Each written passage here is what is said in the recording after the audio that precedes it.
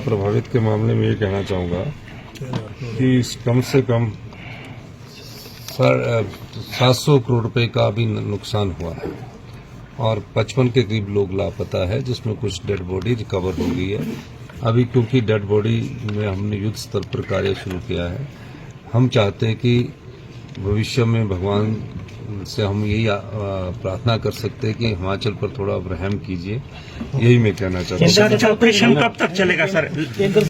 Him care के card हमने बंद नहीं किए। हिम केयर योजना क्या थी? हिम केयर योजना में किसी हर्निया का ऑपरेशन प्राइवेट निजी हॉस्पिटल में होता था, अगर उस पर 25,000 रुपया खर्च आता था तो कई जगह ऐसी खबरें मिली है, मैं सभी निजी हॉस्पिटलों की बात नहीं कर रहा, कई जगह ऐसी खबर मिली कि 1 लाख का बिल बन जाता। हिम केयर योजना बिना सोचे समझे शुरू की गई योजना थी।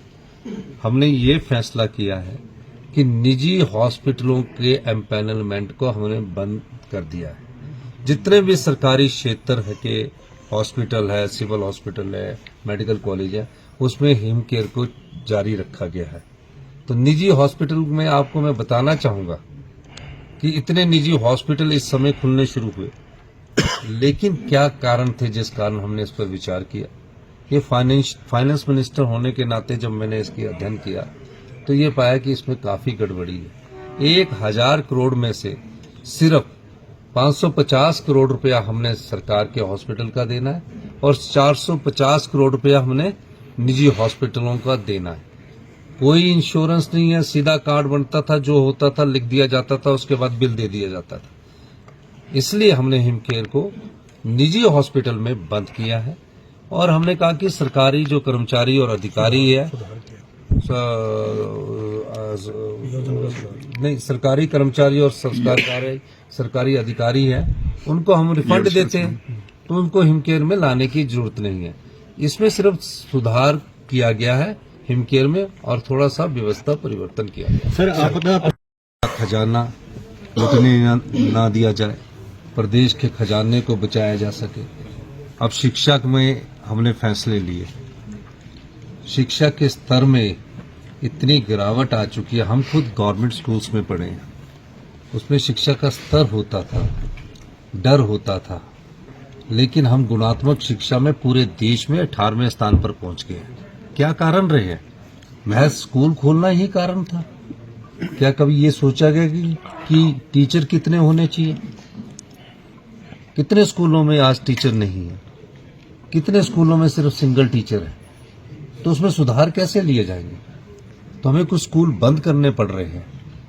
हम जो स्कूल बंद हुए हैं और जो स्कूल आगे हम शिक्षा के गुणात्मक सुधार के लिए हम फैसले करेंगे, हम चाहेंगे कि प्रत्येक बच्चा अच्छे स्कूल तक पहुंचे। उसके लिए अगर हमें ट्रांसपोर्ट फैसिलिटीज भी देनी पड़े तो हम उसमें भी हिचकिचाहट महसूस नहीं करेंगे, चाहे उसमें एक बच्चे के लिए हमें 25,000 रुपया भी खर्च करना पड़े, हम उसको स्कूल से महरूम नहीं करेंगे।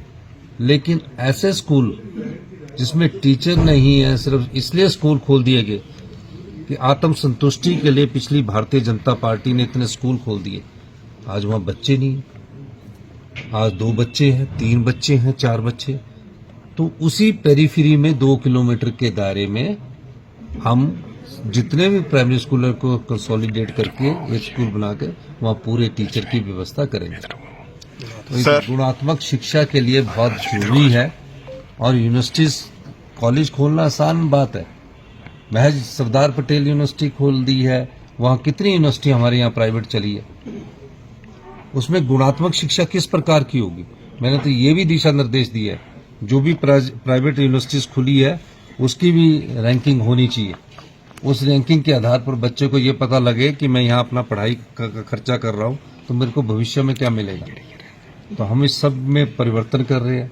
फॉरेस्ट डिपार्टमेंट में हमने परिवर्तन किया, बिजली विभाग में बहुत लंबे बड़े स्तर पर परिवर्तन कर रहे हैं। अधिकारियों की ACR क्या होनी चाहिए, एक व्यवस्था 40 साल से चली है, इतने नंबर दे दीजिए, लेकिन उसकी परफॉर्मेंस क्या है, इन सब चीजों पर हम परिवर्तन कर रहे हैं। आप देखेंगे 6 महीने में बहुत बड़े परिवर्तन होने जा रहे हैं। गर्ल्स स्कूल के ठीक सामने ये आकर्षक कैबिन रेंट पर उपलब्ध है। शहर के बीचों बीच प्राइम लोकेशन पर ये well furnished easy approachable 4 cabin है। एक कैबिन रेंट पर चढ़ गया है, 4 अभी भी बाकी है। इन 4 कैबिन में से कैबिन नंबर 1 और cabin number 2 mall road facing है। मॉल रोड फेसिंग पर 2 कैबिन है जो कि डेको पेंट और ब्लाइंड से सजाए गए हैं, जो कि कैबिन्स को लग्जरी लुक देते हैं। हर कैबिन का साइज 150 से 200 स्क्वायर फीट के बीच का है। विजिटर्स के लिए आकर्षक व सुंदर लॉबी भी वेटिंग के लिए उपलब्ध है। ऑफिस स्टाफ के लिए लंच की अलग से जगह उपलब्ध है और साथ ही किचन व वॉशरूम की सुविधा भी यहां पर उपलब्ध है। इन आकर्षक कैबिन्स को जो कोई भी लेना चाहे वो नीचे दिए गए नंबर पर संपर्क करें और आज ही अपनी कैबिन को बुक करें।